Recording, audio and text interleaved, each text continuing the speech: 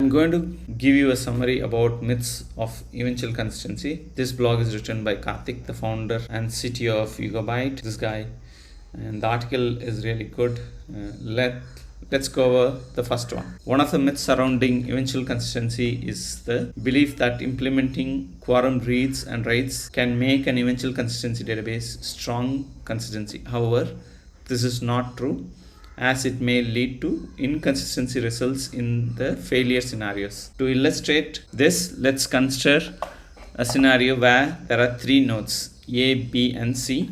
Initially, the key K1 is inserted and written into all the three nodes.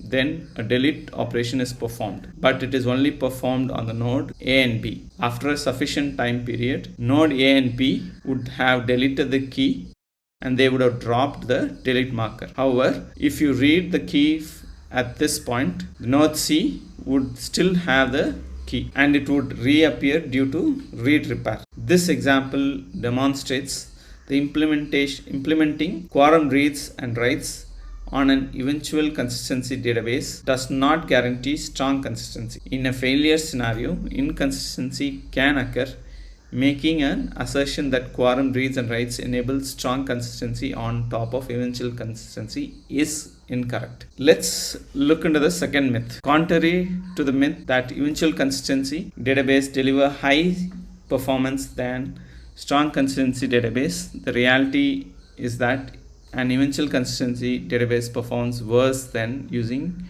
quorum reads and writes. Basically, when you are using quorum reads and writes. Many applications built on eventual consistency database rely on quorum reads and writes to achieve strong consistency. To understand this, let's consider a database with a replication factor of 3. In case of eventual consistency, every write operation occurs on all the three nodes and 2 nodes need to succeed. Similarly, every read operation involves querying all the 3 nodes and only 2 needs to respond. On the other hand, with a strong consistency, the write pattern remains the same. The read happens only one node in a steady state. This is the majority of the case of the time. The exception is during failure scenarios where read may occur on all the 3 nodes. So this design leads to a better performance. Therefore, using quorum reads and writes an eventual consistency database is not more performance than a strong consistency DB. The myth that eventual consistency deliver high performance is debunked by understanding that the different read patterns and their impact on overall performance. That's what the second myth we just spoke about. Let's look into the third one. The myth that eventual consistency database are easy to scale is debunked by the reality that they are much more inefficient to scale out compared to strong consistency. In an eventual consistency database, none of the replicas have all the data. If they did, the data would no longer be eventual consistency. To scale out and load balance the data into newly added node, the database must read data from all its replicas and perform a logical resolve.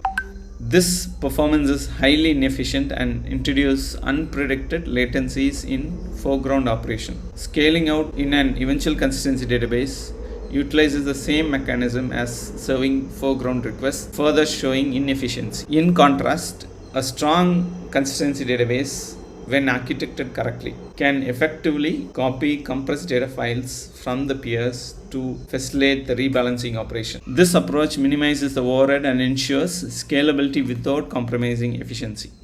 However, the myth that eventual consistency databases are easy to scale is refuted by the cumbersome operation they entitle, involving data reading from the replica. Resolving strong consistency database, if properly designed, offers more efficient approach to scale out and maintain a balanced system. So that's the third myth.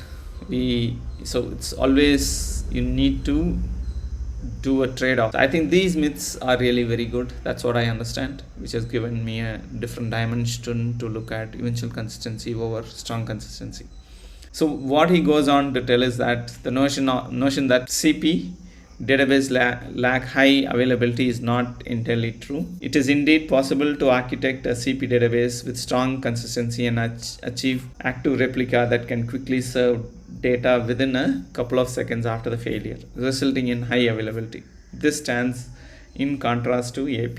AP is nothing but the availability and partition tolerance databases, which may accept all writes but cannot guarantee timely data delivery. So he tells we can build a database with all these like strong consistency, efficiency in scaling out for large data sets, high performance and low latency, and high availability. That's what he tells. Yeah, I think this is a good article to know about the myths. I would be pinging this article as part of my description. You can have a read about it. So I just spoke about 60 minutes of cap theorem, and this is also very good. He gives a very good example on strong consistency, timely consistency, and eventual consistency. You can have a look at it. Thank you. Meet you in the next video.